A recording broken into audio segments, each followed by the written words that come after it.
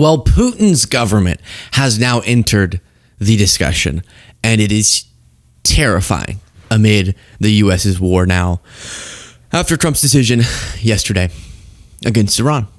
And I want to get to that. First, though, an important update. I was saying in our previous segment, going through some of these basic items, that we just haven't, this is the big problem with what's going on. We haven't seen or even been told that there is intelligence that has changed among our intelligence agencies that would necessitate the act that Trump took, specifically in regard to the nuclear program in Iran.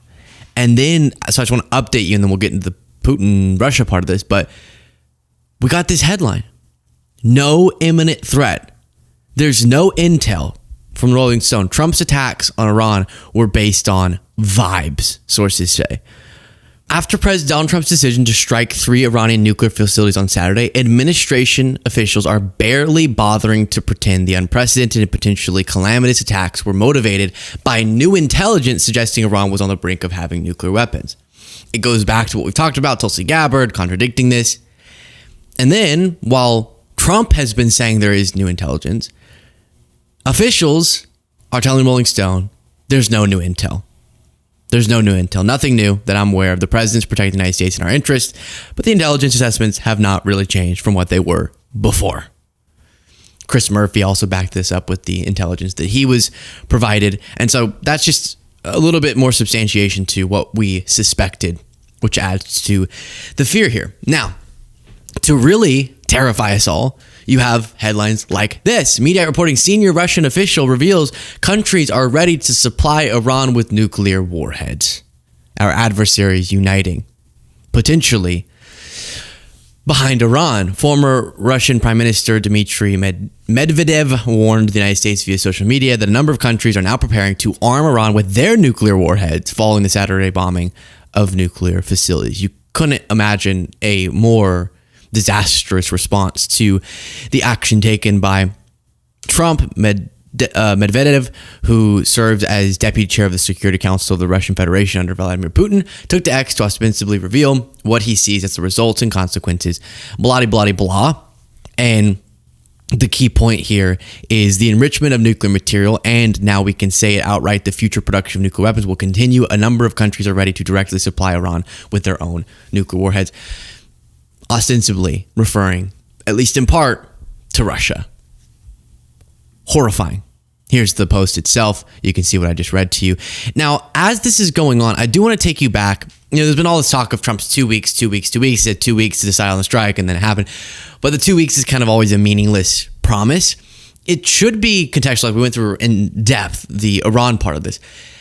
As Russia is continuing their war against Ukraine and talking about supporting Iran in this, you see the intertwinement of interests that could make everything even worse. To just give you some hope. That's good. No, that's terrifying. And then I think we should also remind ourselves, for example, as Russia's continuing its war against Ukraine, as now our focus is on Iran, you can imagine, and some people are bringing up Taiwan too, and you can imagine the worsening actions by Putin as he sees the United States changing their focus. But before showing what Putin has recently said on this issue, here is Trump. Do you believe the Russians are being disrespectful when they say that your criticisms of Putin are simply an emotional response? And do you still believe that Putin actually wants to end the war? I can't tell you that, but I'll let you know in about 2 weeks. Within 2 weeks, we're going to find out very. And this was made, that statement was made May 28th. So it's been more than 2 weeks, and Trump never figured out what he was going to do with Russia, increasing sanctions, trying to pressure them into peace. This whole time he was accusing Zelensky of being the impediment to peace. That obviously came very clearly into view as a BS argument from Trump. And now Trump's not going to be worried about that at all. At all. As Putin is saying, because of Trump's decision here with Iran, you know he's not going to give any focus to this. But this is as Putin is saying quotes like this, and I'll have to translate this for you. There is a certain logic, says Putin, in military operations and troops end up in different territories. You know, we have this old, well, it's not a proverb or a parable, but an old rule. Wherever a Russian soldier sets foot, it's ours. Which, of course, is not how sovereignty works, international law works, anything. And I can imagine for Ukrainians, it's going to be particularly terrifying that the world's focus is going to be, understandably, elsewhere. And what Putin will do in the meantime, as he's actively trying to exacerbate that, and Trump's doing everything to exacerbate it himself, could add to the catastrophe. This one's not translated, but I'll just read you the key quote. Putin also recently said, "I consider the Russian-Ukrainian people to be one people. In that sense, all Ukraine is ours." This is the guy that Trump kept telling us wanted peace. So in a moment where he's starting a war with Iran, and you're thinking, okay, his intelligence community is saying something different than he is. He's not really being very clear on what changed his mind to take such an act. He's not getting congressional approval. He would need that given there wasn't any imminent threat. So he's not even acting legally. But could he have rational foreign policy sense if he is just going off of vibes? Can we trust his vibes? Well, taking another foreign policy issue to give you a little bit of insight, if his handling of Putin tells us anything, probably not. We probably can't trust his gut, because his gut was what got him, or his ideological alignment is what got him into telling us that Putin was the one who really wanted peace, even though he started the war. And Mira of Kyiv, an account on X, said in response to that quote of "all of Ukraine is ours," how exactly does one negotiate with this? But Witkoff likes him, I'll remind you. What did you think of him? I liked him. Yep. I thought he was straight up with me. Of course, by the way, I've said that. And you can imagine. But I think that we're in a very hopeless situation, at least with long-lasting peace coming of some brilliant 24-hour Trump deal. I think I'm going to say it. I don't think we're getting the deal that Trump told us in 24 hours. I don't think it's happening. I think maybe we were right about Putin's intentions. You might be wondering, what are some of the influencers that we check in on just kind of as examples of right-wing media saying about all of this?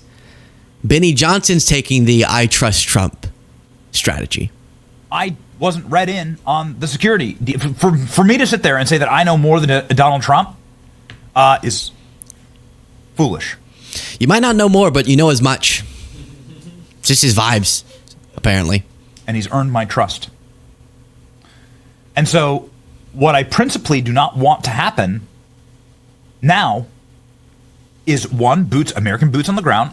Two, this to spiral into a greater overall regional conflict. Three, for there to be such collapse in Iran that it creates 100 million people as some type of, national, migrant wave, a new migrant wave into Europe. And if all of those things happen, if this escalates further, do you think Benny's going to come out and denounce Trump for it? If this turns into an extended, all-out, Middle Eastern, U.S.-involved war, direct, boots on the ground, whatever scenario you can think of where this could lead, at least potentially, you think Benny's going to come out and have a problem with it? Because a lot of them were saying, all right, listen, I'm fine with the U.S. being a part of the Israeli strike. And then it was, I'm fine if we strike Iran. And then it's, I'm fine if we declare war on Iran as long as it doesn't last too long. And then it's, I'm fine if we, all right, send in some troops. All right, fine. Right? For them, some of them are speaking out to their credit. We've seen that. We've covered it. But people like Benny, they just serve as unofficial spokespeople for the Trump White House, which is confusing to me, why people go to him for their information. You might as well just go watch Caroline Leavitt. Literally, you might as well just go watch a Leavitt press briefing. That's the exact same talking points are going to be said as on a news program like Benny Johnson's. I'll continue keeping you updated. I appreciate all of you. Share your thoughts in the comments.